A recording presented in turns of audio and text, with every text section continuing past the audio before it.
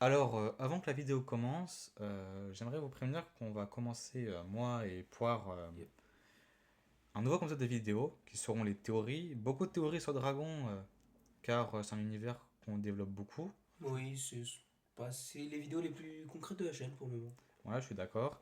Aussi des théories sur Game of Thrones, tout l'univers du Trône de Fer qui vont arriver d'ici fin décembre, début janvier. Et aussi des théories sur Vinland Saga. Et potentiellement d'autres théories. On vous laisse nous les dire en commentaire si vous voulez qu'on les fasse. On prendra celles qui seront les plus pertinentes et on les fera. Bon, sur ce, on vous laisse avec la vidéo. Bonjour tout le monde. Alors aujourd'hui, on sera deux à parler régulièrement, contrairement aux autres vidéos. Je vais faire la première théorie et la troisième. L'élève poire fera la deuxième et la quatrième. Alors la première théorie, c'est quoi? La première théorie, on va se poser comme question où se trouve l'archipel de Burke? Car c'est vrai, Burke, on y va dans tous les films, toutes les séries, tous les mini-films, mais on ne sait pas où c'est. Alors, et aussi car cette théorie nous permettra de répondre à d'autres théories. Donc, pour localiser l'île de Burke, on va avoir différents moyens de la trouver. La latitude, déjà, ce que les personnages nous disent du monde de Dragon, et d'à quoi ressemblent les personnages et de leur culture. Alors déjà, comme première information qu'on obtient dans la série La Rive des Dragons, enfin, pardon, les Rives, que sur Burke, il fait jour 24 heures sur 24 pendant 2 semaines, ce qui n'existe nulle part sur notre planète. Là, on serait tenté de dire que l'univers de Haute Outraine Ur Dragon n'est pas sur notre bonne vieille planète bleue.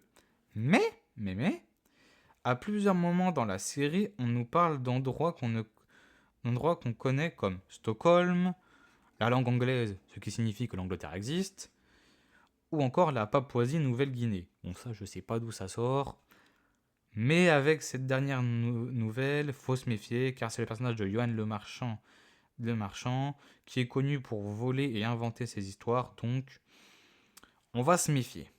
Une chose qu'on sait et qui est sûre, c'est que le village de Burke est peuplé par des vikings, donc l'île doit se situer dans la zone d'influence des vikings.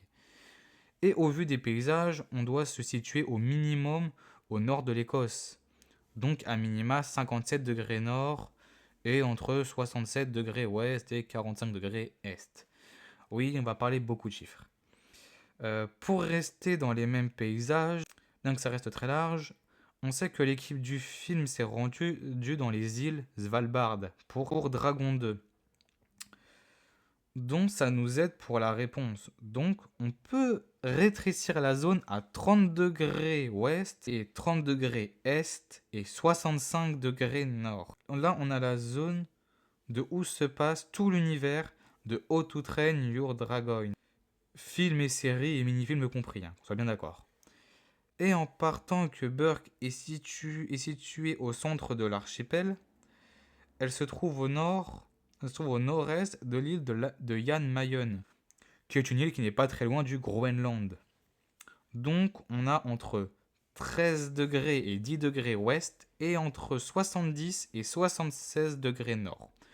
Voilà l'endroit où, selon moi, se trouve l'île de Burke.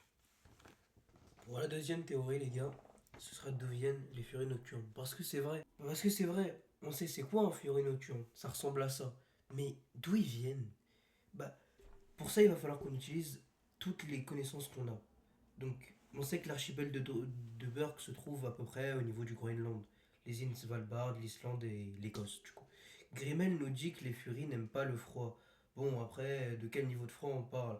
Parce que vu les latitudes, bon bah voilà quoi, il fait froid.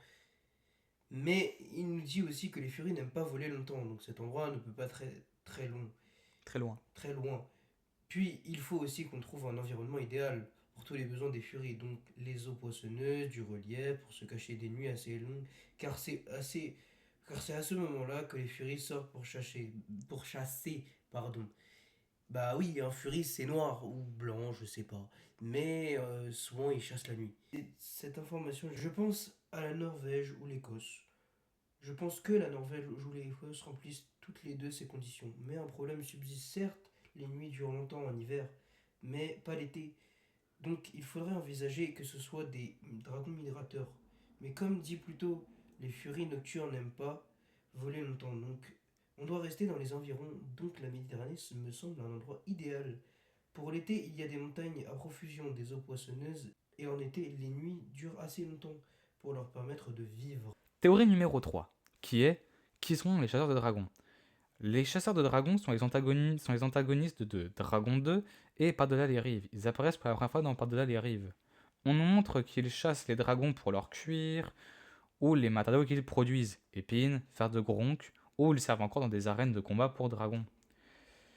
Les chasseurs sont les antagonistes dans Par-delà les rives et Dragon 2, bien que les chasseurs de Par-delà les rives et Dragon 2 ne soient pas vraiment les mêmes, et que ils sont des chasseurs indépendants l'un de l'autre.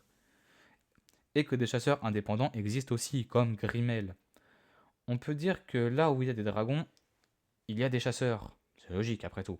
Les frères Grimborn et tout leur clan ce sont probablement des Scandinaves ou des Rousses. Les Rousses, c'est l'ancêtre des Russes. Ceux de Drago Point Sanglant sont probablement des Samis ou des peuples qui viennent de Laponie ou des environs, probablement aussi. L'endroit le plus à l'est, je penserais au Kazakhstan, mais ça reste très à l'est. Mais vu les tenues de certains des chasseurs de dragons, ça serait pas impossible. En restant dans la même zone géographique, hein, qui reste très large. Mais bon, on va rester sur la Laponie, qui me semble une zone plus crédible. Ce qui me fait dire ça, c'est que le style et leur équipement en bois de renne, voire en corne de dragon pour rester dans l'univers de Train de Dragon, et leurs couleurs qu'ils utilisent pour leurs vêtements. Donc le nord de la Scandinavie, la Laponie et l'Europe de l'Est me semblent être le bon endroit.